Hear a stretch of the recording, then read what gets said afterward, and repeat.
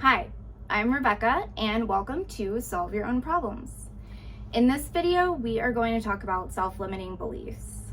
So self-limiting beliefs are deeply ingrained beliefs about ourselves that hold us back from our full potential. So it could be something small that doesn't really impact our life very much, or it could be something really huge that has a giant impact on our everyday living and keeps us from really thriving or taking chances to try new things and feel successful. So these beliefs can be self-imposed, where we are putting this kind of on ourselves, which is pretty rare for these kinds of beliefs to come just from ourselves. Typically they come from a different outer external influence. They can be purposefully imposed by others. So this could come from abuse or neglect, or a toxic relationship, or they can be accidentally influenced by others. So something that was said by someone in passing that really stuck with you, or you had a strong emotional reaction to. And the interesting thing about our brain is that when we hear a statement, our brain immediately starts trying to look back through its memory for evidence that that statement is true or false. So if we hear something about ourselves that we immediately know that's absolutely not true, beyond a doubt, I can tell you that's not true, our brain dismisses it and doesn't let it kind of solidify in there. But if we have any little bits of doubt or insecurities, or we're just really not sure about ourselves, those little statements said in passing can have a really big impact on the way that we start to build our identity and our deeply ingrained beliefs about ourselves. So these self-limiting beliefs can be extremely frustrating because it's really hard sometimes to even understand where they come from. But the good news is it's not as important to know where they come from, but it's important to know what to do with them next. However, figuring out kind of why neurologically these beliefs get so deeply ingrained in us is important, because a lot of the times when I talk to people who struggle with these self-limiting beliefs or feel like they're never going to get better emotionally, mentally, or with their self-esteem, they think it means that there's something wrong with them. Why are other people able to do this and I can't? Why can't I feel better about myself? Why can't I feel good about myself? And the reality is, it doesn't mean that anyone else is stronger or more capable, but you've had different experiences than they have. So I'm going to give you a little bit of background on the neuroscience as to where some of these deeply ingrained negative and self-limiting beliefs can come from. But I don't want that to discourage you, because I'm going to help you understand how to reverse some of that effect. So when we are very young, in infancy, so 0 to about 7 years old, our brain is operating on a frequency called theta. And theta is a very almost hypnotic state. So as an adult, if you put your brain into a super meditative state or a hypnotic state, your brain waves would be operating on the theta level. And when we are in that type of state, we are extremely susceptible to suggestion. We are very easily influenced by others. Everyone's kind of seen the videos of people quacking like a duck when they're under hypnosis, and then they come out of it and can't even believe that they would do something like that, or don't remember agreeing to do that, or would never do it in their right state of mind. But because their brain is operating at that lower level of theta, they are very suggestible and they will easily trust and easily follow. And this is really, evolutionary wise, a very helpful state for our brain to be in when we're that young. Because if we were having to think cognitively and logically and have this executive functioning at such a young age, it would be so overwhelming for us. So when we're 0 to 7 years old, we're really picking up so much every single day that our brain doesn't really have the time or ability to question it, or it doesn't have the experience to look back through our evidence file in our brain to say this is true or not true. So we're in this very susceptible state. Evolutionary wise, that is helpful because we need to learn our limits when we're young like this. We need someone to tell us that the stove is hot so we won't touch it. Otherwise, if we weren't told some of our limitations, we could really hurt ourselves. But it also sometimes develops into something that becomes a limiting self-belief as an adult.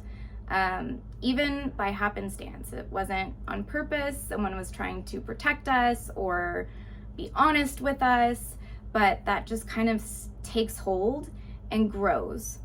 So this can be something as simple. I'm going to kind of give you an example of a self-limiting belief, a very mild one. When I was younger, I was a very good reader, and I remember overhearing a conversation between my parents and a teacher about being really accelerated in reading, but not as accelerated in math. It didn't mean I was bad at math. It just meant that I wasn't at the same level with math that I was with reading. But my little brain took that as, I'm good at reading, I'm not good at math. And that kind of developed into a self-limiting belief.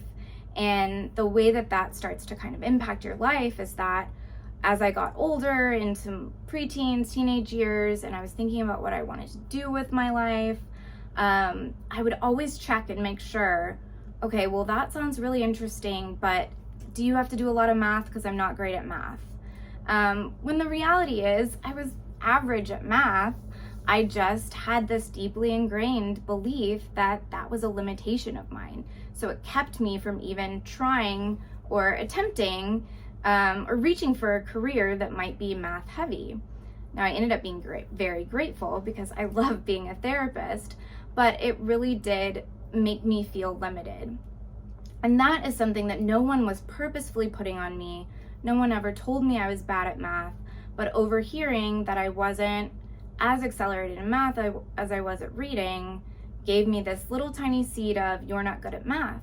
So then every time math was either a struggle or learning something new with math that didn't come very easily to me, or I didn't get as good of a grade, I started to build my evidence that that belief was true.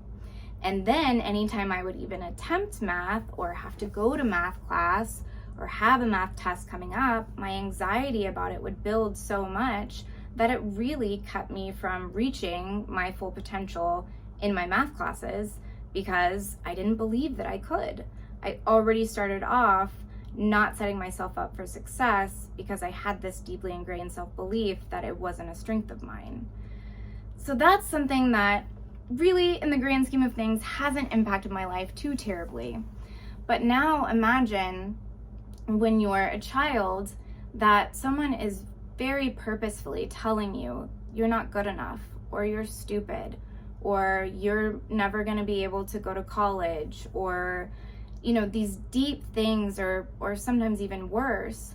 Those purposeful limiting beliefs that are imposed on you become so deeply ingrained that even when you have evidence against it, it is still very hard for your brain to believe that it's not true.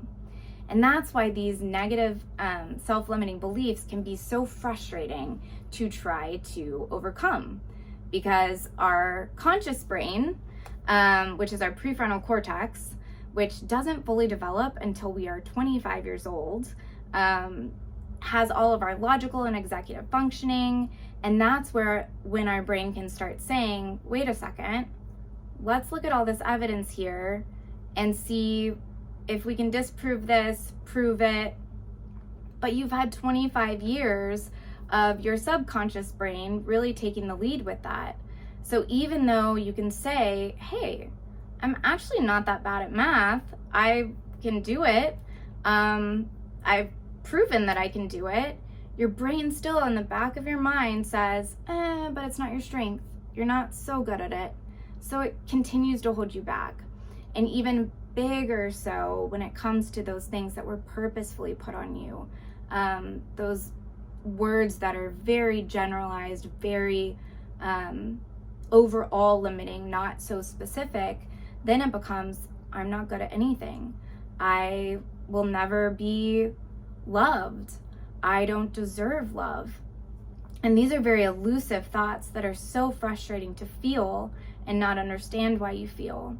And so the good news is these things could have come completely from someone else that you either observed and misinterpreted, or that they imposed on you in a hateful or abusive way, and they're not true. But all our brain really knows to do when it gets in that kind of daydreaming state, or the times when our thoughts are racing, or our anxiety or depression is taking over, that really limits what our prefrontal cortex is able to do during that time. So we divert to our subconscious brain that has all this pre-programmed ideas of who we are, and then the facts of who we are don't win out over that. So this might feel discouraging, but there are a lot of things that you can do to help reverse this process. The biggest thing that I encourage people to do is make a list of things that you feel like you could accomplish if self-doubt or self-limiting beliefs were not a factor for you. So this is kind of a fun activity to do, because you can be as crazy and wild as you want with it. It doesn't mean you're having to go do these things. But something like, I could climb Mount Everest. I'm not in the best physical shape right now, so I don't know if I could do it in this moment, but that doesn't mean that I couldn't physically do it. I couldn't train, I couldn't put in the effort and time. It's definitely not something I want to do, but that's how kind of creative you can get with this list. And this list is just to start getting you out of that negative self-talk, that self-doubt, and really push these limits that you have put on yourself with your limiting beliefs, or that others have put on you, and think about the facts. Would I be physically capable of it? Yes, there's nothing physically holding me back except for being extremely out of shape, but I could work on that. So stick to just the facts, not the feelings, not the doubt. If you start to feel the doubt creeping in, you want to ask yourself, is this doubt or is this fact? There could be some things that are fact, and that's okay. Don't try to force yourself into something that is a fact. I'm 5'3", so I probably can't put on there that I could be 6 feet tall, because that's just not gonna happen. We want to keep it with things that within reality factually could happen, and this is just to help get your brain out of that habit of immediately doubting yourself or immediately putting those limits on yourself. So another thing that you want to do is just work on your mindfulness throughout your day, with your conversations, with your thoughts about yourself. This is a lot easier to start with the things that we actually say out loud. So our thoughts come a little bit later, but the very first week that you start trying to do this, just take a curious observer stance. So curious observer, when you're being mindful, just means that you're not judging yourself. You're not getting upset or feeling like a failure if you're not able to do what you're trying to be mindful of, but you're just curiously observing these words that are coming out of your mouth, these thoughts that you have, and you're not trying to change anything just yet. So you want to just try to be mindful and alert of when you say things out loud that are putting yourself down or setting limits on yourself. We often do this when people give us a compliment and it makes us uncomfortable. So we say, oh no, I don't look great today. Thanks for saying that, but I barely even made it out of bed. Versus just accepting the compliment. So that's us going immediately to the default when we get uncomfortable or we get self-conscious, to putting ourselves down. So that first week, just really focus on being aware when you do things like that. You know, if someone tells you at work that you're doing a great job or they appreciate you, just say thank you. And don't try to say, oh, I'm barely making it. I'm glad you think so because I don't think so. Those little things just keep giving your brain evidence that you aren't reaching that potential, or that there's something about you that is keeping you from being great, even if people tell you that you are. So that's the first step. Then you really want to start being mindful of when you have those thoughts, even before they come out of your mouth. And this is a little difficult sometimes because those negative thoughts just race a little bit. And it's really difficult to jump from a negative thought directly to a positive thought. It feels a little disingenuous and it doesn't feel like you are really believing it. And so then your brain just kind of blows it off. So if you're working on not having those negative thoughts and trying to work towards positive thoughts, you want to bridge that gap with a neutral thought. So if the negative thought or the negative self-limiting belief is, I'm not good at anything, to jump straight to, I'm great at everything, doesn't make a lot of logical sense with your brain. And remember, we're trying to activate our prefrontal cortex, our executive functioning, that conscious part of our brain in this process. So you don't want to do something that just seems completely bizarre or unreachable. So if the negative statement is, I'm not good at anything, you want to find a neutral statement that maybe is as simple as, I do things. That's not having one emotional attachment or another. It's not saying I'm bad at things. It's not saying I'm good at things. It's just saying I do things. So if your thought process at the end of the day is, I didn't do anything right today, you're not going to jump to, I did absolutely everything right today. But you might say, I did things today. You don't have to make a decision about whether they were good or bad, successful or failures, just you did things. So bridging that gap from negative to positive with a neutral statement really helps your brain get on board with the shift in your thought process. And then another thing that we want to try to do is not assign an emotional weight to these self-limiting beliefs. So some of these self-limiting beliefs are depressing. They sound really sad, or they're anxiety provoking. They elicit an emotion from us.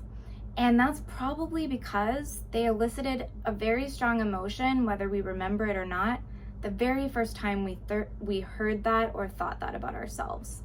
So emotions are traumatic, especially the first time you experience them. And not necessarily always in a negative way, but they make an impact on us. So what we want to try to do is start separating these self-limiting beliefs from our emotional weight that we've previously assigned to them. So if you have a thought and you notice the thought that is self-limiting, try really hard to give yourself some space from attaching an emotion to that. So if you hear yourself say, I'm never going to be successful at this, and then you think, oh, wow, that was really depressing, or that was super negative, or, that's a really awful thought, then you're solidifying and giving that thought more power by assigning a bigger emotional weight to it than necessary. So that curious observer stance kind of keeps you from assigning that emotional weight and allows you to just say, this is a thought that I had. It's not necessarily a positive thought, so I'm just going to be aware that I had that thought so that next time maybe I can catch it before it comes out of my mouth, or I can change that thought process as it's in my mind. So a way to do this with your thoughts, because oftentimes when we are left alone with our thoughts, or we have too much time, or we're daydreaming, we just immediately go back into that subconscious part of our brain by default. So in order to really get your brain out of that spiral of these self-limiting beliefs and get your brain out of that habit where it just starts digging for evidence as to why this belief is true, you want to activate your prefrontal cortex so that you just get your brain off that autopilot a little bit. So you can do something that is intellectually stimulating or kind of challenging, something where you're using a lot of your brain, or your brain body. I love the brain body connection. It's really great to give you that distraction so that you can give your brain some space from that thought before you immediately assign it an emotional weight, or before you allow that emotional weight to take hold of you. So do an activity, something that, activates your body and your brain connection. Or if you are able to meditate without those thoughts kind of digging deeper into your brain, that's a great way to do it. That takes a little bit more practice, because otherwise sometimes we just then sit very quietly with our intrusive, racing, negative thoughts, and it gives us too much time and space to do that. So there's some really great breathing activities that you can do. Also, when you're using your breath, there's a really great way to activate your brain and use it in a way that you don't typically, so that you can give yourself time and space from this negative thought process that your brain just got into, so you don't have more of a traumatic experience or solidify that feeling any further with that emotional weight that gets assigned to it. And I have a few grounding techniques and meditation techniques in some of my other videos, but my next video I'm going to post, I'm going to go in depth with some of those breathing techniques that you can use to really get your brain out of that negative thought process and give it time and space in between to be able to move into either more positive thoughts or neutral thoughts. And that way we can move away from some of these deeply ingrained negative self-beliefs by challenging them, by not validating them or perpetuating them, and by just having some mindful understanding that this is just a thought, it is not fact. But oftentimes we need to give our brain a little bit of a transition from that spiral it gets into to a calmer state where we can think a little bit more logically. So my next video will go in depth with some of those breathing activities that you can use, and I hope you enjoy it. Please don't forget to subscribe to my channel if you want to get updated when new videos come out. I really wish I was better at doing it on a schedule, but I love to be busy and I love my patients and they come first. So it is a little sporadic when videos get uploaded, but if you subscribe, it'll notify you. And please feel free to comment if there's something you would like to see a video on or you have questions. I always love feedback. Thank you guys so much, and I'll see you next time.